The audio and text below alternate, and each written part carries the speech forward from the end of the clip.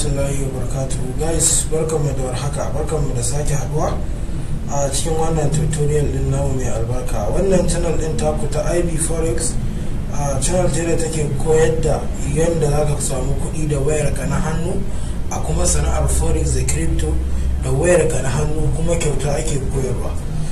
Akwai abubuwa masu muhimmanci a channel din nan insha Allah, inda da wanda suke bi da wanda kuma za su ci gaba da bibiya insha Allah. So idan yau Allah ya sa ka zo, ina so da Allah ka yi mana like, ka yi subscribe, ka yi comment, ka yi like, ka yi subscribe, and then kuma ka yi mana comment a shi kasan wannan posting din. So idan yau ka fara zuwa, Allah ubangiji ya ba mu sa'a. Yau a bidiyon da zan yi akwai tambayar da crypto boy ya yi mu da kuma hasiya ce ko hasina akan, so sun kai kusan so uku suna tambaya ta menene mitigation block. So guys, wannan bidiyon akan mitigation block ne. Sannan ba na sa ran ya wuce 7 to 10 minutes, ba zai wuce 10 minutes ba zai wuce 7 minutes ba. Shi wannan mitigation block din za mu iya kiran shi PDRA ne ko kuma fatan. Zan iya barinsa a fatan don gaskiya ni already na fi shekara 3 ba na amfani da mitigation block, to be honest kenan. Ina tunanin rabona da amfani da mitigation, kawai ni breaker block nake duba saboda abin ya yi zama kusan the same thing da breaker block. So abin da yake faruwa shine yaya muke daukan mitigation block. Shi mitigation block a komai abin da muke fara duba, wannan bullish, wannan bearish ne, wannan shine bearish mitigation block, and then kuma wannan shine bullish mitigation block.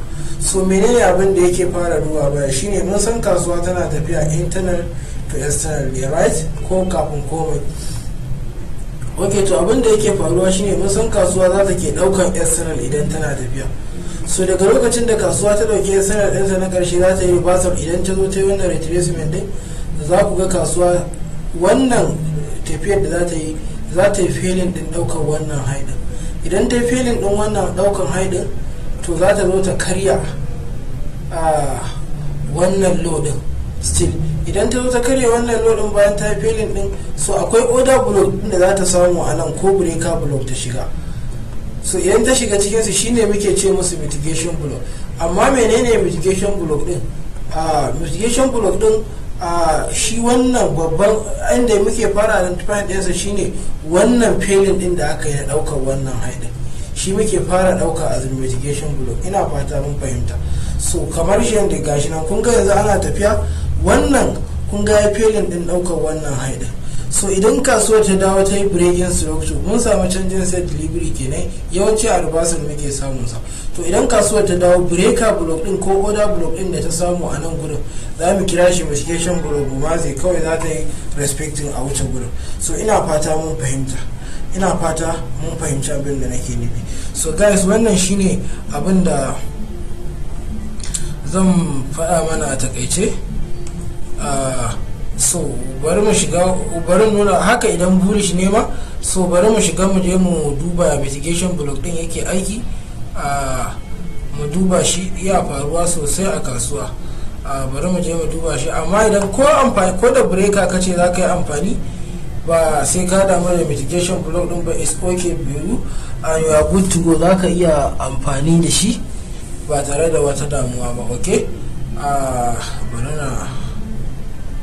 bari mu shiga cikin chart din gadan. Okay, so guys, gashi nan ma muna zuwa nan mun samu mitigation block guda biyu, na bearish da na bullish.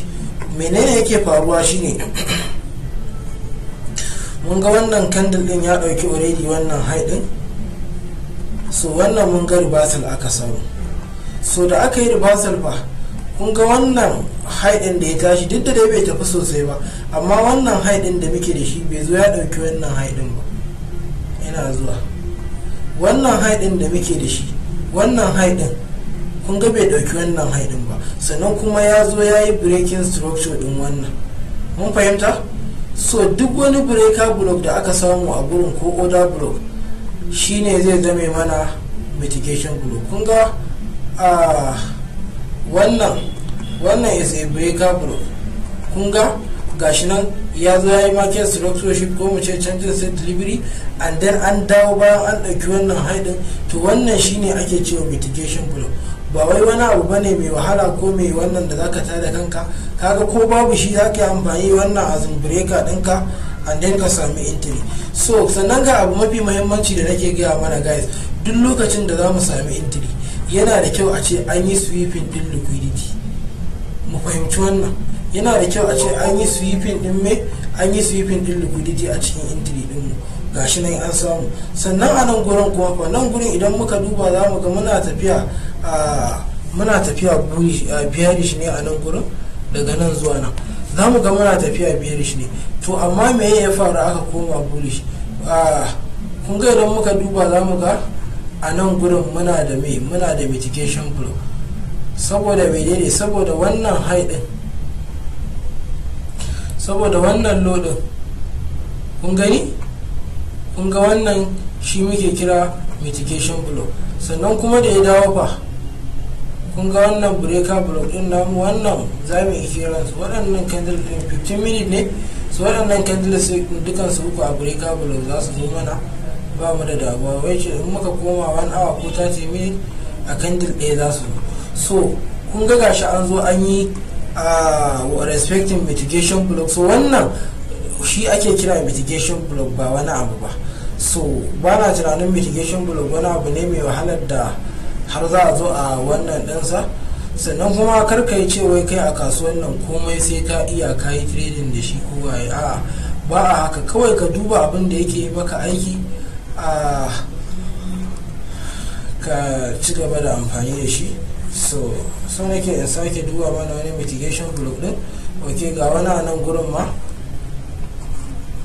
So idan muka duba kaga ga wani mitigation block a nan,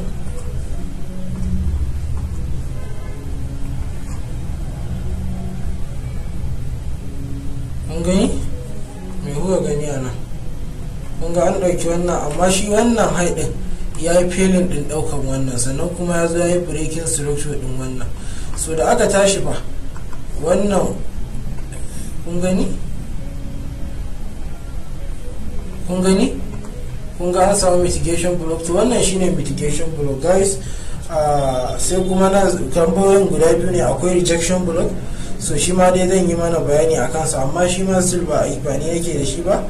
Amma tun da kuna da haƙi, tun da kun nemi a yi muku bidiyo a kai kuma ku kuke bibiyar channel din, so insha Allah za a yi muku. Sai mun haɗa a next video mu. Allah ubangiji ya ba mu sa'a. Ga waɗanda ba su yi subscribe ba, samu su yi mana subscribe, su yi like, su yi share da Allah. Na gode, sai an jima.